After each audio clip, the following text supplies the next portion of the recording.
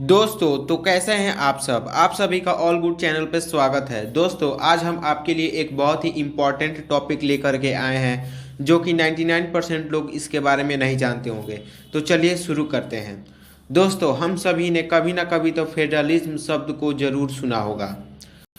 हाँ मैंने सुना है, मैंने अपने 9-10 क्लास में सोशल साइंस के बुक में पढ़ा था।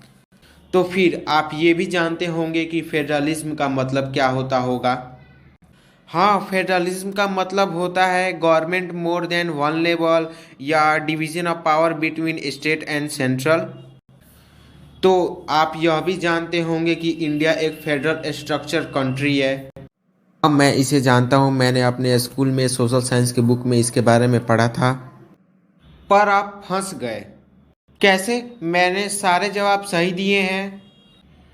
हाँ आपने सारे जवाब सही दिए हैं, लेकिन ये इनकम्प्लीट आंसर है। कैसे? मैंने तो यही पढ़ा है और गूगल पर भी यही बता रहा है, लेकिन यह पूरा सच नहीं है। अच्छा तो बताओ सच क्या है। भड़को नहीं, बता रहा हूँ। दोस्तों फेडरलिज्म का डिफिनीशन है government more than one level और division of power between state and central level. ये डेफिनीशन नहीं है, ये बस फेडरलिज्म का एक फीचर है।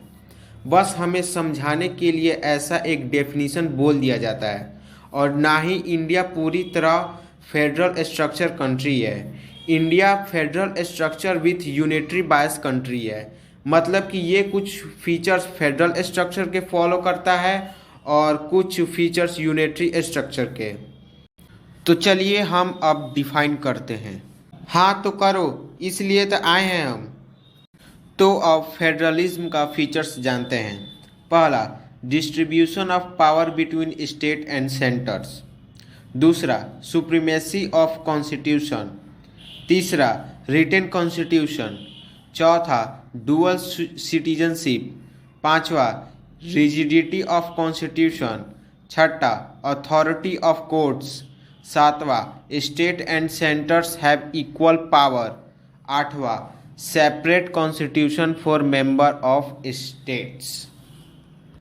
ये है हमारे आटो फेडरलिज्म के फीचर्स। अब इनमें से हम सारे क्यों नहीं फॉलो करते हैं वो भी बता देते हैं। पहला, डुअल सिटीजनशिप। डुअल सिटीजनशिप का मतलब होता है कि एक ही देश में दो तरीका का नागरिकता, मतलब कि एक स्टेट लेवल का और एक नेशनल लेवल का। तो इंडिया में ऐसा बिल्कुल भी नहीं है, इंडिया में सिंगल सिटीजनशिप है। और इसका मतलब ये भी होता है कि आप दो देशों की नागरिकता पा सकते हैं। ऐसा भी नहीं है अगर आप इंडिया के नागरिकता पा लिए हैं तो आप अमेरिका का नहीं पा सकते हैं, और अगर आप अमेरिका का नागरिकता पालेंगे तो इंडिया से ऑटोमेटिक कट जाता है।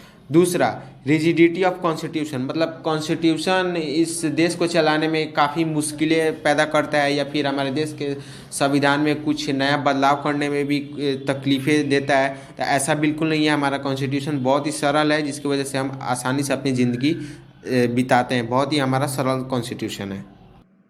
चौथा, state and central have equal power. State और सेंट्रल का इक्वल पावर नहीं, हम सभी ये जानते हैं। स्टेट का पावर कुछ कम है और सेंट्रल का पावर ज़्यादा रखा गया है। और आठवां है कि separate constitution for member state. Member state के लिए अलग कॉन्स्टिट्यूशन नहीं है, भारत का एक ही संविधान है जो कि पूरे भारत में लागू होता है। अलग राज्य के लिए कोई अलग नहीं है। ऐसा नहीं है कि साउथ के लिए अलग हो, नॉर्थ के लिए अलग हो, सेंट्रल के लिए अलग हो, ऐसा कुछ नहीं है, सबके लिए एक ही है।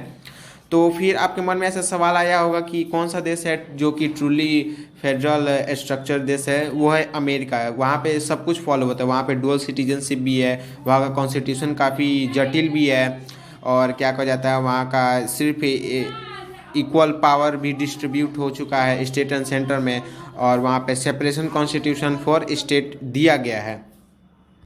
तो अब पता चला दोस्तों कि फेडरलिज्म का पूरा सच क्या है। इंडिया एक ट्रूली फेडरल स्ट्रक्चर कंट्री के बजाय फेडरल स्ट्रक्चर विथ यूनिटरी बायस क्यों है। वाह भाई, मज़ा आ गया। अब तो मैं अपने टीचर से जाकर इसके बारे में खूब सारा डिबेट करूँगा।